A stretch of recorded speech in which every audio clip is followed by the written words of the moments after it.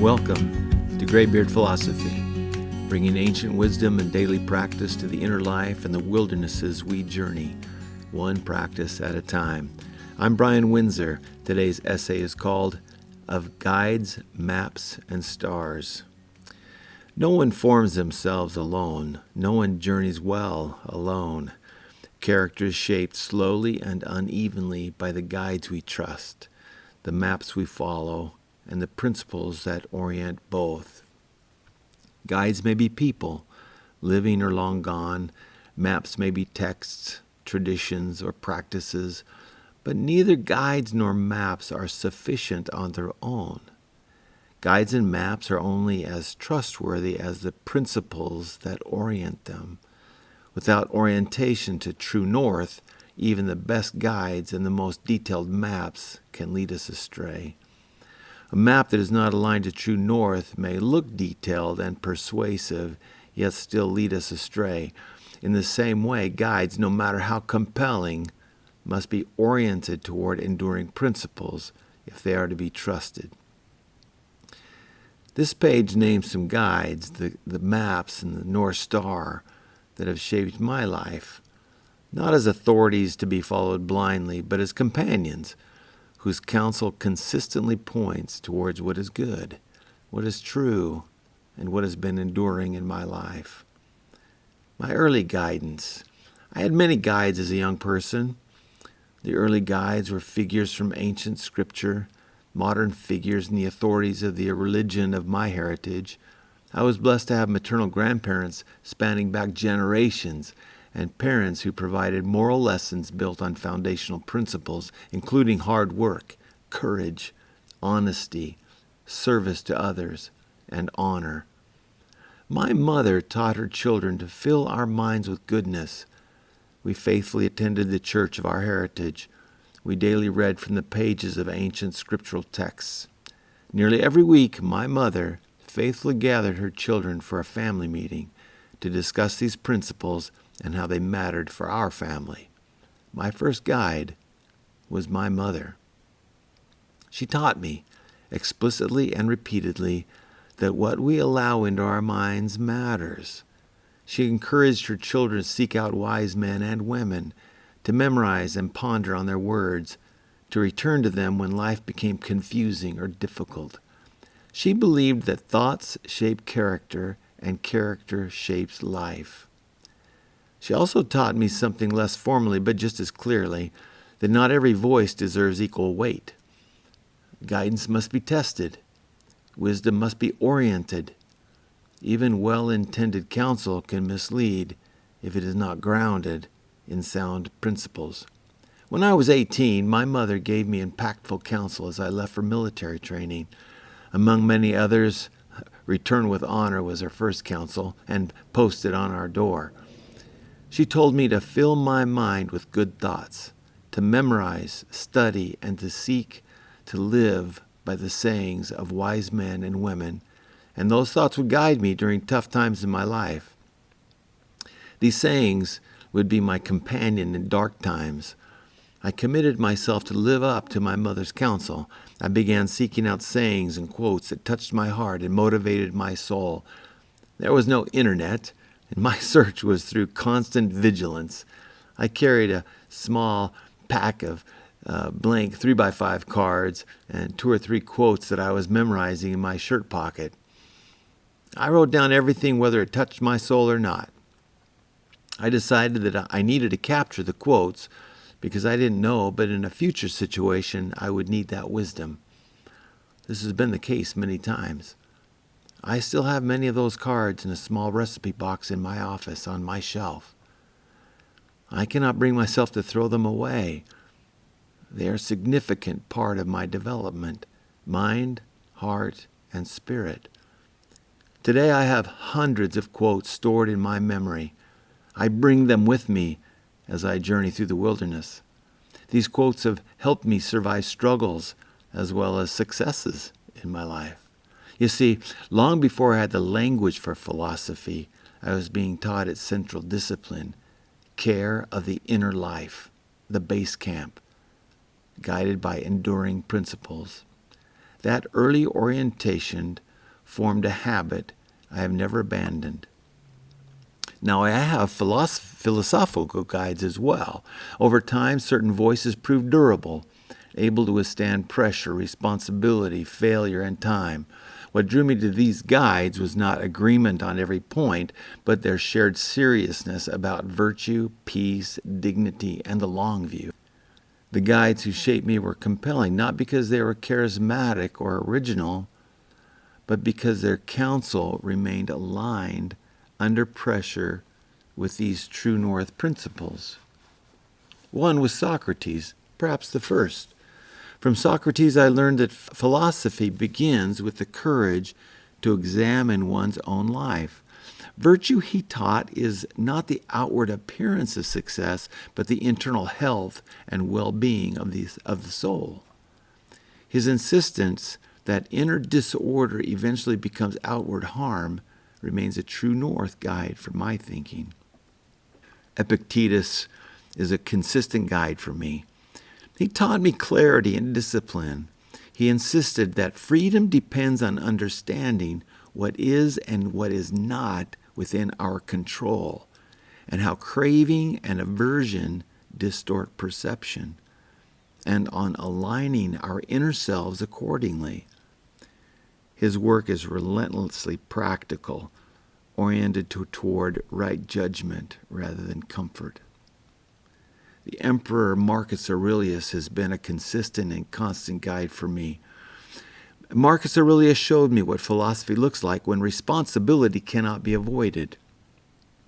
Writing in the midst of leadership and fatigue, he returned again and again to core principles, reminding himself to stay true to what matters most, especially when circumstances threaten to pull one off course. The Buddha, especially through the lens and writings of Thich Nhat Hanh, I learned to be still, to be mindful in all things.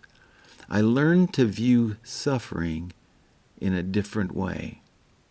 My awareness of suffering, non-suffering, the right path, and how to practice stillness and mindfulness can restore my orientation when my mind drifts, when the storms blow, and I'm tempted to get off course.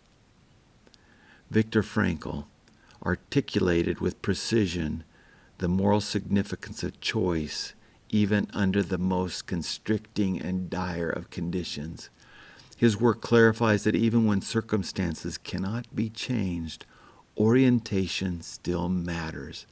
Meaning, dignity, responsibility are not situational, they're directional. Stephen Covey. Covey helped me to connect philosophy and leadership. His emphasis on character, integrity, habits of effectiveness, and principle-centered living reinforced a conviction within me I've come to trust, that effort without moral orientation is ultimately hollow. Confucius. From Confucian thought, I learned the importance of continuity, of right role, of rituals. Character is formed not only in moments of crisis, but in daily practice. How one honors commitments, fulfills responsibility, and maintains harmony within and within community over time. These guides don't speak to me with one voice, they don't, but they consistently point toward the same horizon. Maps, the written word. The writings of these guides function for me as maps. I don't read them to collect ideas. I read them to reorient myself, to remind myself of what's most important. I especially return to them when I'm tired, reactive, uncertain, when it's easy to confuse motion with progress. The early practice of 3x5 card quotes, encouraged by my sweet mother, has made the difference for me in staying true to principles in the moment of choice. Maps don't remove difficulty. They help us stay aligned when the terrain becomes confusing. True North principles. Guides and maps can lead us in 360 degrees of direction. Throughout human history, there has always been a loud multitude of guides clamoring for our attention. Today, our world is noisy with distracting influencers proclaiming the paths to happiness.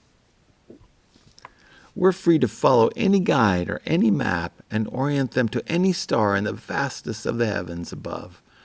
However, there is one true North Star. Mariners of all times learn to orient their maps, guide their boats by that one true North Star. How can the mariner tell if the star is a true North Star? It is not the largest. It's not the brightest. What has made the North Star invaluable to mariners for centuries is its consistent position. True North principles have guided philosophers from ancient times through to today in the same way the North Star has guided mariners. True North principles are not preferences, they're not practices or personal values. They are enduring moral realities consistent across time and culture that orient human conduct to virtue. Like the North Star, they are not chosen for their brilliance or popularity, but for their reliability. They hold a position even when conditions change. Wilderness as a guide. Over time, wilderness has become another guide for me. Backpacking, scuba diving, and climbing have taught me that orientation matters more than speed. On the trail, on a rock face, or under the water, a small error in any direction can compound quickly and quietly and sometimes become deadly. Confidence does not correct misalignment. Attention does.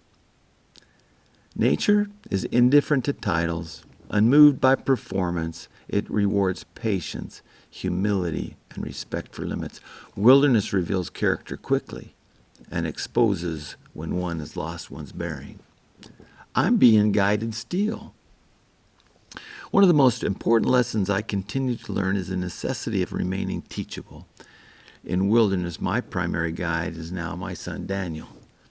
We began backpacking together in 2014 with a 50-mile trek to Mount Whitney in the Sierra Nevada mountains. His continued experience, earned through thousands of miles while hiking the Pacific Crest Trail, and careful judgment, even to this day, has taught me humility and trust. Following his lead has reminded me that wisdom is not owned by age or position or past achievement. Orientation matters more than authority. Choosing guides carefully. We do not choose whether we will be guided. We choose by whom we will be guided. Some guides flatter. Some guides promise shortcuts. Some guides shout out fear. Some reward performance while quietly eroding character. The guides named here have proven themselves by their orientation to true North principles over time. They point consistently towards principles that hold under pressure, principles that are universal, withstand time, are self-evident, and are in operation whether we accept or understand them or not. This work reflects their influence. Nothing written here requires agreement, but it does assume a willingness to examine one's guides and one's maps to alignment to true North principles.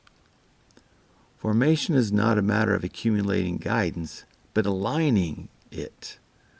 The question isn't how many maps we carry, how many guides we follow, but whether they are oriented to true North.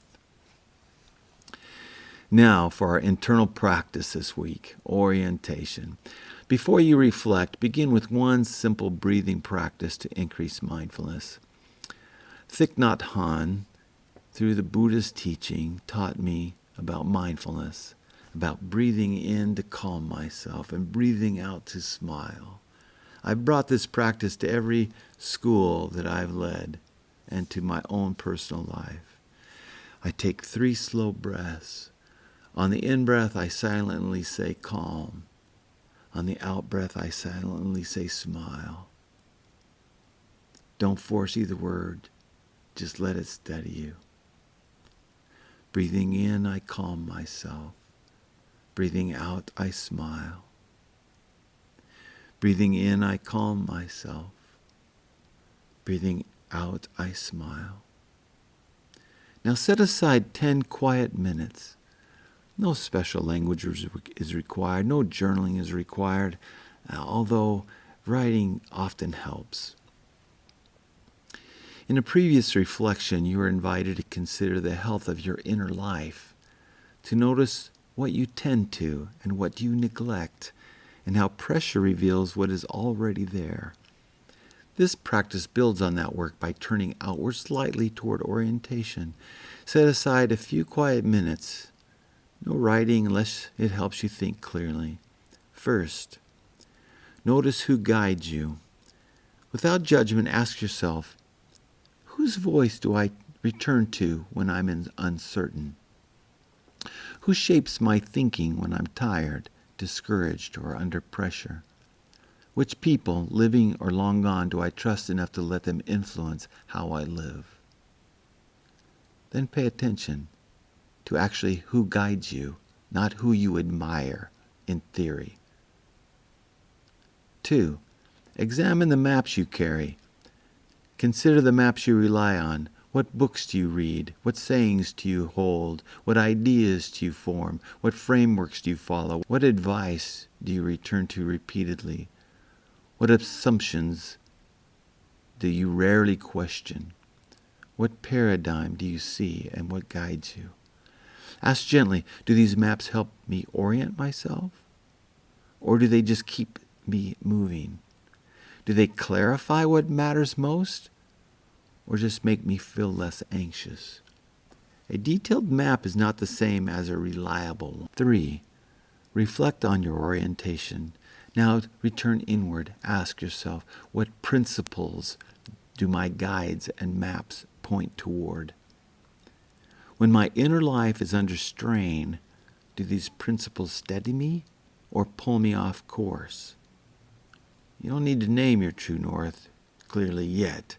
Just simply notice whether one exists. Notice what stars are in your heaven.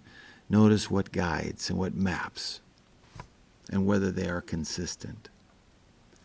4. Connect back to the inner life. Finally, consider this connection. The health of my inner life determines how clearly I can see. The orientation of my guides and maps determines where I go. Ask, when my inner life is neglected, which guide grows louder? When my inner life is tended, which voices regain clarity? Don't rush anything. Don't change anything. Right now, awareness is enough. My closing thought for this week. We don't choose whether we are guided. We choose by whom, by what, and toward what. Orientation begins not with movement, but with attention. Carry that awareness with you into the coming days. Now, thank you so much for listening to Graybeard Philosophy. If this essay helps you at all, stay with the practice. Small and faithful is enough. You can find the written version of this podcast at graybeardphilosophy.com. Until next time, be well, learn something.